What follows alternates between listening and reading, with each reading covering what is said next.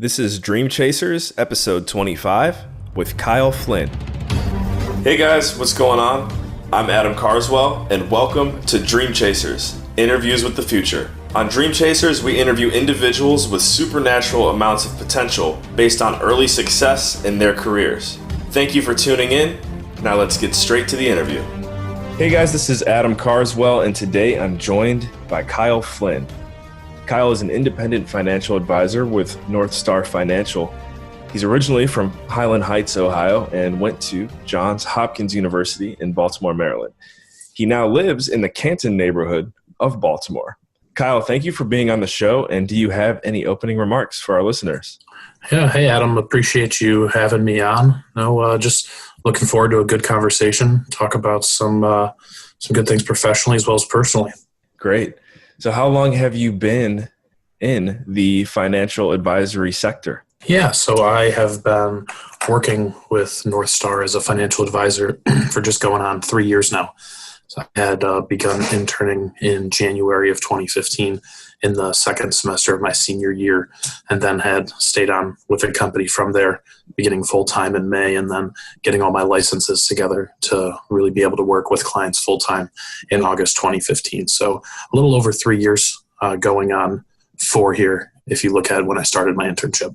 Cool. I want to say real quick, too, for anyone listening, Kyle and I actually went to high school together. I think we were actually probably only there for about 1 year at the same time. You probably had some more class time with Paul, my brother. Mm-hmm. That's how we're connected. That's how we know each other. So we hope all of our NDCL, all of our Lion listeners are ready for a good chat. Oh, yeah, go Lions. When did you first realize, Kyle, that this was something that you wanted to take to the next level? I know you were at Johns Hopkins, which most people, I would say, probably don't think that they're going to be going into financial advisory when they first enroll there. It's more of a medicine-focused school. So paint us the picture of that. When did you realize, hey, this is my thing? Yeah, well, and you're absolutely right. And that's what had drawn me to the university in the first place. So I had the opportunity to play football, and while I was there, did study pre-medicine. And so I had spent all 4 years working in a public health major. I'd spent the first summer there taking organic chemistry, the next summer doing the MCAT and getting ready for some applications. And at that point, I, along the way, wasn't 100% certain that the medical school route was right for me. But having taken such a big step out of my comfort zone to go to school there with that in mind, as well as how much myself and my parents had invested in the venture, I wanted to make sure I saw it through. And after I had seen it through and finished my MCAT going into my senior year, I really wanted, because now I had the opportunity to go that route, see about opening up other opportunities. So that way I wasn't all in without lifting my head up. And so two of my very close friends who I had played football with and then began working with, Jimmy Holder and Chris Ibrahim, they had told me to come and try the company that they had been interning for. They explained that they worked in the medical division, and so it was very much so hands-on with physician clients who we would be helping them out with their finances. And they said, hey, if you show up, you're personable, you work hard, and you know how to pick up a phone 120 times a day, then I bet you can make a little more money than you did at the rec center, and you'll get off campus and it'll give you some other options. Yeah. So we thank you for picking up your phone for the 121st time today. Yeah, no, it was always funny looking back and checking our dials with our phones because we had to self-report all the numbers. And meanwhile, the phones went through our headquarters. So you could see when people were slacking, they would be reporting high numbers when they weren't hitting. But I always made sure to hit that 120 or 121. Great. Yeah. So, tell us more about North Star Financial and what your first 3 years, what that experience has looked like and why you've become so passionate about it. Yeah. When I walked in, I really didn't know all too much. I know a lot about our clients and their career path because it was something I had been interested in myself, had a chance to rotate through the hospital, get to know a handful of people I actually eventually sat down with professionally. But when I walked in, they basically saw me as a kind of a piece of Play-Doh that they could help mold into a financial advisor, and I was all in for it. The first thing that I had to learn to do, which sometimes I can have difficulty doing, is just making sure to be teachable and coachable. And so I started off just kind of picking up the phone and dialing. And then from there, I was able to work my way up to being able to sit in on meetings And then from there, as I got my series designations, was able to be a part of meetings and just slowly chipped away. North Star, they do a great job, and one of their biggest focuses is on mentorship. And it's really very similar to any other job in which you're spending your time developing others. It can be difficult for our mentors to sustain their practice while reaching a very long and strong hand down to help pull some of us younger guys up. And so I was very fortunate to have two mentors in James Jaderborg and Sean McDuffie, who really made sure that they were going to show me the ropes, bring me along, coach me along, because they saw some potential in me to do well at this profession and just wanted to make sure I understood what I was doing. And really am a kind of job-taught, self-taught success where I've been able to chip away under some great leadership. Great. Are those guys that you just mentioned? I think you said McDuffie and I can't remember the other guy. Who are they? What was their names? Oh, yeah. James Jaderborg. He's the head of our Baltimore office. He was my mentor. We structure it very similar to the medical profession, actually. And so when we first start, we have to do 3 years of residency under a practicing advisor. And so James was my mentor and practicing advisor, if you will. And then Sean McDuffie is the head of our division. He's the one that started our office here in Baltimore, also runs our one portion of the medical division. Cool. Yeah, I wanted to get them some name recognition. I'm hoping when you'll get to forward this interview to them after we're done. Oh, absolutely. And also, I want to give you a high five over the phone right now because I can hear it sounds like there's some uncontrollable noise in your area. I'm assuming it's probably not you, yet you stayed focused and you still answered the question despite whatever the heck is going on. So good job. Yeah, I do apologize. It seems like there may be some construction going on the road outside, but I'll do my best to keep it working for you. It's all good, and it adds to the authenticity of the interview at the end of the day. What would you say are some of the downsides that you've experienced in your industry, and then what are the positives? Yeah, I think the positives and negatives are similar. It's that, what comes with being an entrepreneur, what comes with kind of running your own business and building your own brick. The downside is that, sometimes you don't always want to be in hunt and kill mode. And so, always waking up, looking for that next piece of meat, looking for the next case that you can close, looking for the next person that you can sit down with. Sometimes it's exciting. And other times, if things haven't gone your way or the way business naturally works, it can be tiring as well. And so I think sometimes just always being in hunt and kill mode can be tiring. That was the first obstacle I saw. What I've seen along the way as I've been able to get over that is where it's very easy to use success as a reason to rest on your laurels instead of using success as a motivation to keep working forward. And so very similar to a lot of other sectors, a lot of the work that I do today, I won't close business or have a client or be able to impact someone's life for another 6 months. And so it's really putting in work today so that I can make an income and provide in the future. Well, if I have a success in the present, it's easy to attribute that to current activity and then use that level instead of motivating myself to keep moving forward to kind of sit back and relax. And so that's one of the biggest items I've had to combat, where it's easy to be motivated, at least through my time in athletics, by some of your failures, but it's sometimes easy to become complacent among some of your successes. And so that's where I think I've run into the biggest issues and where I've needed to spend a lot of time using coaches and identifying where I can improve in areas I see and haven't focused on, or in areas that I haven't yet encountered. And I'm very fortunate to have people that have been able to guide me in the right direction as I approach them. Yeah, I really like how you touched on the hunt and kill switch and finding a balance between basically leaving that switch on and off and kind of where to best position that mindset in order to achieve success. And I think I could definitely agree with that. There's been times where personally, just want to keep going and going and going. And after a while, it's like, wait, like go hang out with your friends or your family, like go do something else. You don't have to be working all the time. And yeah, that's a universal challenge. So thank you for highlighting that. Yeah. I remember at a conference I was at, one of the workshops was making sure that you don't treat your personal relationships like clients.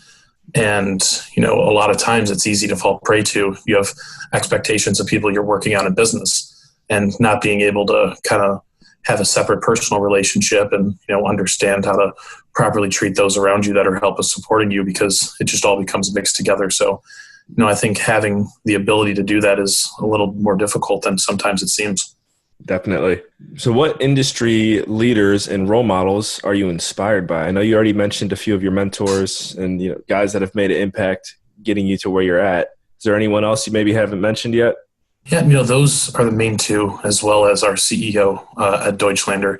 I do have the opportunity to interact with them as well as a lot of the other senior partners within our division because of a charity that we're all involved in. And so the majority of us are a part of an organization called Stop Alzheimer's Now that Sean McDuffie had founded. And so we have the opportunity either twice or three times a year where we go and we walk 50 to 100 miles in different cities spreading awareness. And as myself being one of the younger guys, it's also a phenomenal opportunity while I'm doing that to be able to pick the brains of some of these older guys who have been there, seen the challenges and done that. And so a lot of the people, that I do look up to, kind of proudly and saying haven't, expanded beyond it somewhat is that the people within my company, because of the helping hands that they've passed down, a lot of times too in my business, it's being able to wake up, roll with the punches and keep moving forward. And so it's not as industry specific. I got to attribute a lot of that, my ability to do that for my parents. And so I would say really the kind of core leaders within my company and then being able to fall back on the rock that is my parents are really those I look up to from a professional standpoint. Nice. Got to give mom and dad the credit because, without their foundation, where would we be? Absolutely. Where do you see yourself in 3 years? Where's Kyle Flynn going to be? What's he going to be doing in 3 years?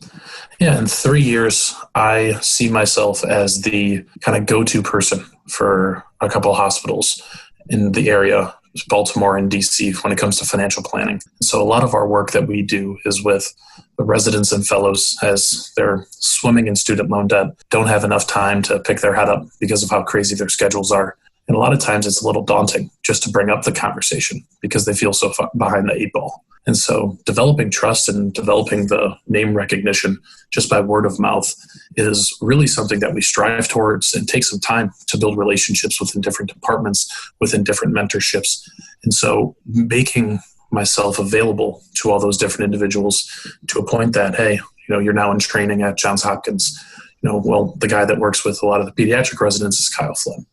And having that so that not only am I able to impact a lot of people in a certain area, but now I'm able to focus my time on those meetings instead of spending a lot of time, energy, money, and teamwork into the marketing aspect of it.